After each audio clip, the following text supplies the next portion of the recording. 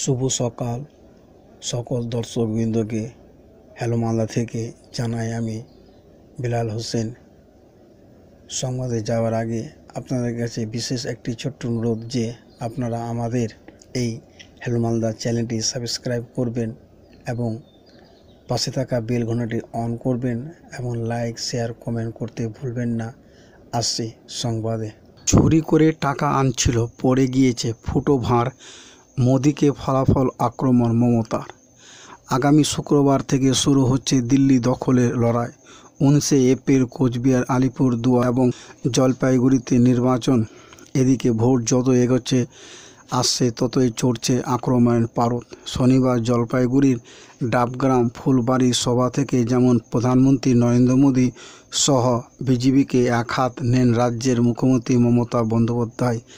এদিকে পিএম মোদীকে নিশানা করে তৃণমূল সুপ্রিমো বললেন, মোদির গ্যারান্টি হলো ফুটো ভাঁড় 15 লক্ষ টাকা করে দেব বলেছিল, 1 টাকাও দেননি। টাকা নাকি ঝুরি করে আনছিল, পড়ে গিয়েছে। এদিন কেন্দ্রীয় স্বরাষ্ট্রমন্ত্রীকেও টার্গেট করে তৃণমূল সুপ্রিমো সম্প্রতি রাজ্যে এসে ভূপতিনগরের কাণ্ড দুর্নীতি নিয়ে সুর চড়িয়েছিলেন অমিত শাহ। লটকা ভেঙে এনেছে মন্তব্য করেছিলেন তিনি। ডাবগ্রাম ফুলবাড়ির সভা থেকে তার পাল্টা দেন মমতা। অমিত শাহ বলেছিলেন, মমতা দিদি এনআইএর উপর কেস করে যারা বোমা বিস্ফোরণ করেছিল তাদের বাঁচানোর চেষ্টা করেছেন তিনি, তাই হাইকোর্ট এনআইএকে তদন্তভার দিয়েছে, সবাইকে উল্টো করে সোজা করে দেবে। এদিকে তার পাল্টা দিয়ে মুখ্যমন্ত্রী বললেন, বাংলায় এসব কায়দা চলে না। সঙ্গে থাকুন, আসছি সংবাদ নিয়ে। ভোটের মুখে ঝটকা, এবার তৃণমূল ছেড়ে বিজেপিতে যোগ দিতে পারেন সায়নী ঘোষ। তোড়পাড়।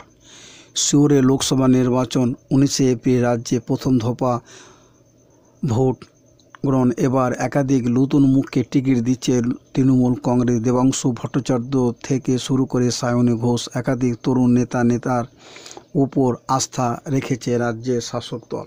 তবে এবার বিরাট দাবি সামনে এলো, যে কোনো দিন নাকি বিজেপিতে যোগ দিতে পারেন যাদবপুরে জোড়াফুল প্রার্থী সায়নী ঘোষ। আসন্ন লোকসভা ভোটে যাদবপুর মতো হাই ভোল্টেজ কেন্দ্র থেকে সায়নীকে দাঁড় করিয়েছে তৃণমূল কংগ্রেস। রোদ বৃষ্টির মাথায় নিয়ে প্রচার করছেন তিনি। তবে এবার শোনা গেল তার দলতে দাবি সরগোল। নির্বাচন শুরুর দিন কয়েক আগে এহেন খবর সামনে আসায় স্বাভাবিকভাবে হইচই শুরু হয়ে গেছে। শুক্রবার সোনারপুর প্রচারে গিয়েছেন সায়নী ঘোষ। সেদিন সিপিএমকে কড়া আক্রমণ করেছিলেন তৃণমূল প্রার্থী।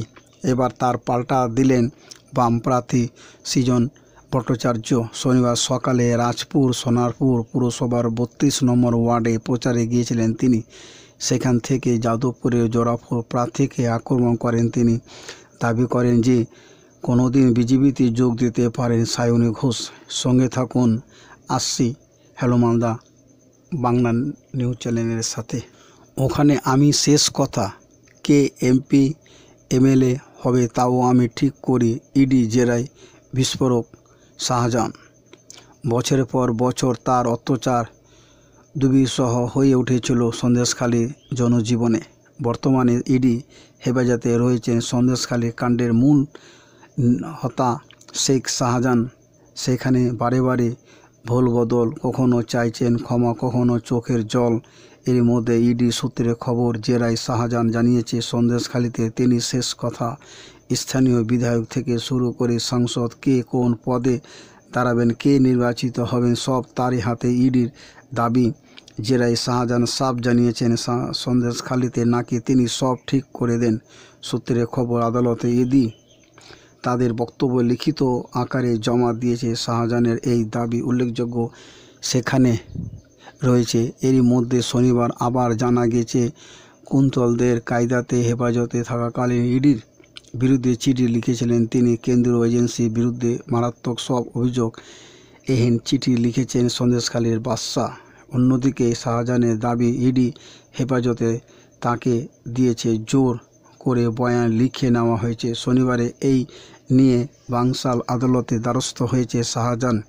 ইডিকে দেওয়া বয়ান তিনি প্রত্যাহার করতে চাইছেন বলে জানিয়েছেন শাহজাহান।